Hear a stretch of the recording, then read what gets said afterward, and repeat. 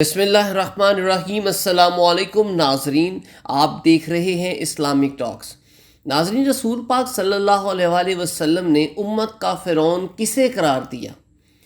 آج کی پوری ویڈیو میں آپ کو بخوبی اندازہ ہو جائے گا۔ ناظرین، غزوہ بدر کے دن کفار مکہ کا سب سے بڑا سردار ابو جہل قریشی نوجوانوں کے گھیرے میں تھا۔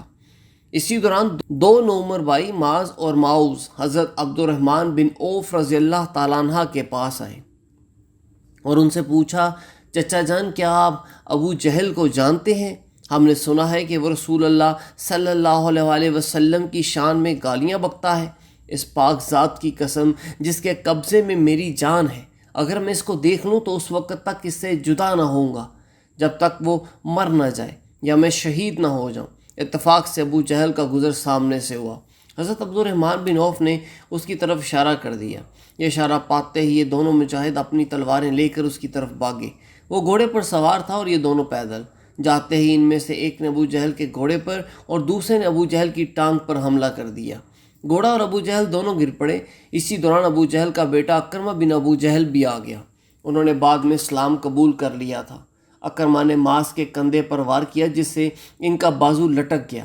معاذ ایک ہاتھ سے لڑتا رہا اور جب اس نے دیکھا کہ اس کا ہاتھ راستے کی رکاوٹ بن رہا ہے تو اس نے اسے اپنے پاؤں کے نیچے رکھ کر جسم سے الگ کر دیا۔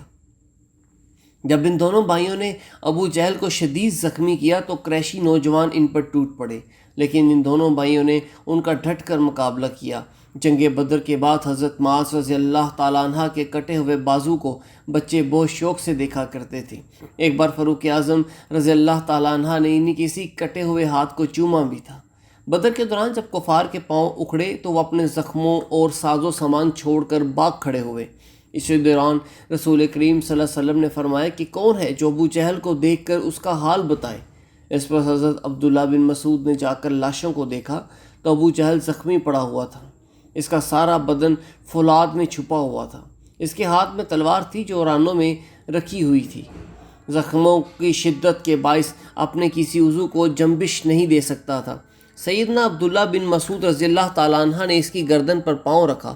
اسی عالم میں اس کے تکبر کا عالم یہ تھا کہ حقارت سے بول اٹھا، اے بکریوں کے چرواہے، تو بڑی اونچی اور دشوار جگہ پر چڑھ گیا۔ حضرت عبداللہ بن مسعود فرماتے ہیں، میں اپنی کن تلوار سے ابو جہل کے سر پر ضربے لگانے لگا جس سے تلوار اس کے ہاتھ کی گرفت سے ڈھیلی پڑ گئی۔ اس نے اس سے تلوار کھینچ لی۔ جانکی کے عالم میں اپنا سر اٹھایا اور پوچھا، فتح کس کی ہوئی؟ میں نے کہا، اللہ اور اس کے رسول کی فتح ہوئی۔ پھر میں نے اسی کی داڑھی کو پکڑ کر جھنجھوڑا اور کہا، اسی اللہ کا شکر ہے کہ جس نے اے دشمن خدا تجھے ذلیل کیا۔ میں نے اس کا خود اس کی گدی سے ہٹایا اور اس کی تلوار سے اس کی گردن پر زوردار وار کیا جس کی گردن کٹ کر سامنے جا گری۔ پھر میں نے اس کے ہتھیار ذرہ وغیرہ اتار لیا اور اس کا سر اٹھا کر بارگاہ رسالت میں حاضر ہو گیا اور عرض کیا، یا رسول اللہ، یہ دشمن خدا ابو جہل کا سر ہے۔ رسول نے 3 بار فرمایا، خدا کا شکر ہے جس نے اسلام اور اہل اسلام کو عزت بخشی۔ پھر سرکار نے سجدہ شکر ادا کیا۔ پھر فرمایا، ہر امت میں ایک فرعون ہوتا ہے، اس امت کا فرعون ابو جہل تھا۔ بعض روایات میں آتا ہے جب حضرت عبداللہ بن مسعود رضی اللہ تعالیٰ عنہ ابو جہل کا سر قلم کرنے لگے تو اس نے انتہائی غرور کے ساتھ کہا کہ اس کے سر کو گردن کی لمبائی کی طرف سے قلم کیا جائے تاکہ پتہ چلے کہ یہ سردار کا سر ہے۔ جس وقت حضرت عبداللہ بن مسعود ابو جہل کا سر قلم کر رہے تھے تو اس نے کہا، اے اپنے نبی کو میرا پیغام پہنچا دینا کہ میں عمر بھر اس کا دشمن رہا ہوں، اس وقت بھی میرا جذبہ عداوت شدید تر ہے۔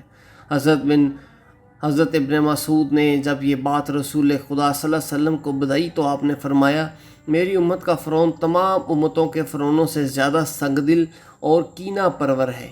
موسیٰ علیہ السلام کے فرعون کو جب موجوں نے اپنے نرخے میں لے لیا تو پکار اٹھا، بولا، میں ایمان لایا کہ کوئی سچا محمود نہیں سوائے اس کے جس پر بنی اسرائیل ایمان لائے، اور میں مسلمان ہوں۔